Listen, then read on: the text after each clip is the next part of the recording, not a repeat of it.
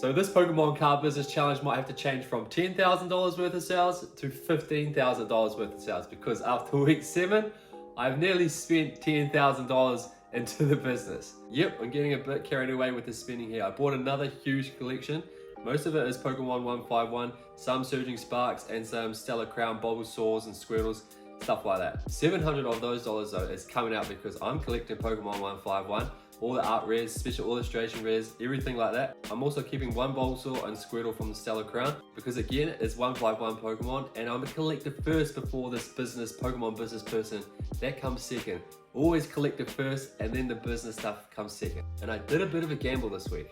I bought a Japanese lot. I don't usually buy Japanese cards, or a big lot of Japanese cards, just because I don't think Japanese is as popular as it is in New Zealand as it is English. So we're gonna see how that goes. I haven't even tried to sell any of those on Facebook. I've just listed a lot of them on TradeMe. So most of my TradeMe listings this coming week are going to be mainly Japanese. I'm going to try and sell most of them quick.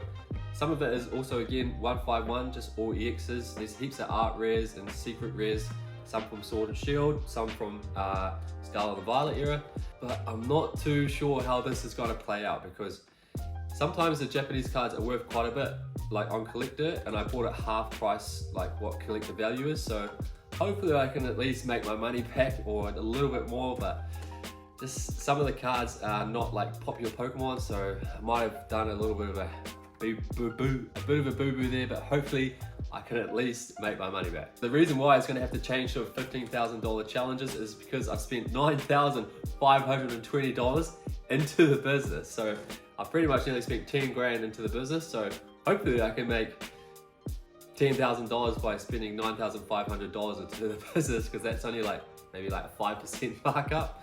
So yeah, hopefully we make a bit of money back. But anyway, we're going to the sales for week 7. TradeMe, it wasn't too great. We sold $121.19 worth of cards on TradeMe, which is still pretty good. We're in the triple digits, but I didn't have too many big hitters on TradeMe this week. I was just trying to get rid of all like my Vs and EXs and stuff this week. So that's why the TradeMe total is not too big. It didn't put any like special illustration rares or art rares this week on TradeMe. But on Facebook though, it's a completely different story. We sold $1,345.50 worth of Pokemon cards on Facebook, which is the biggest sale we've had yet on Facebook. And it actually brings the total of week 7 to the biggest week we've had yet at $1,469.69. Nice. We sold a lot of the 151 stuff, which I just got, and some of those cards I'm going to keep and grade them and try and make a little bit of a play, so the total might stay in a bit of a negative for a little bit. But we had the biggest one I've sold this week. We sold Cool Porygon PSA 10 for $700, which is absolutely insane. And I also made a deal with someone where they're going to pay installments for a Sylveon PSA 10, but I'm not going to count that total until all that money's in. I sold it for $540. So there's $540 coming into the business, but that's not coming until like, you said maybe end of Jan or start of Feb. You know, I was feeling like, you know, Christmas spirit. It's nearly Christmas. Thought, you know what, I'm gonna give you this deal. But shortly after that, someone just asked if I had still had that Sylveon. And I was like, oh mate, sorry, I just did a deal with someone else. So, you know, sometimes if you wait, but I was like, oh, come on man, just give it to the guy, it's Christmas. But the guy that also asked for the PSA 10 Sylveon shortly after, he's keen, or was thinking about making a deal for the Venusaur. So hopefully that will go through, because that will bring the tally down, bring us out of the negative quite a bit. But he hasn't really replied and is quite slow reply, so I'm not sure on how keen he is. He said he's gonna try and figure out a number that he's gonna try and give to me, so we'll keep you posted on that one. So the total sales over the whole 7 weeks is $4,607.71. But like I said, we have nearly put $10,000 into the business. We have put $9,520 into the business.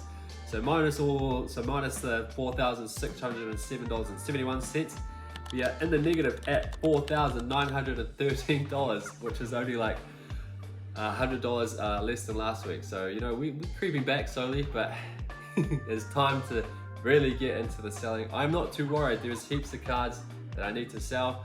I'm gonna wait until like another free selling fee comes onto TradeMe, do some big plays, like put a lot of these graded cards on there, And some of them, like I said last week, I'm going to send over to the USA auction, try some over there. But I've got heaps of cards that, you know, that are worth quite a lot that I haven't sold or I haven't even tried to sell. So I might even just like maybe take not too much of a loss, but like just not make too much of a profit on some of this. I'll try, but I'm keen to see the dollar auctions. I love the dollar auctions because sometimes they can really surprise you. And then there's a few cards that I want to make some grading plays on.